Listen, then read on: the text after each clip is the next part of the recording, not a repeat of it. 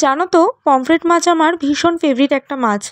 আজকে এই পমফ্রেট দিয়েই দারুণ টেস্টি আর ইজি মশলা পমফ্রেট ফ্রাইয়ের রেসিপি শেয়ার করছি।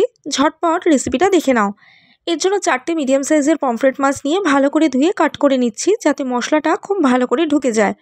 একটা বাটির মধ্যে নিচ্ছি 2 টেবিল স্পুন আদা রসুন বাটা, 1/2 টেবিল স্পুন হলুদ গুঁড়ো, কাশ্মীরি রেড চিলি পাউডার, জিরে গুঁড়ো, ধনে গুঁড়ো, 1 টেবিল স্পুন নুন, 1/2 টেবিল স্পুন গোলমরিচের গুঁড়ো আর 2 টেবিল স্পুন সর্ষের তেল দিয়ে খুব ভালো করে মশলাটা মিশিয়ে দিচ্ছি। এবার মাছগুলো এই মশলার মধ্যে দিয়ে মাছটাকে মশলার মধ্যে খুব ভালো করে মাখিয়ে নিতে হবে। মাছটাকে মশলা দিয়ে ম্যারিনেট করে রাখতে হবে 1 থেকে 1.5 ঘন্টার জন্য।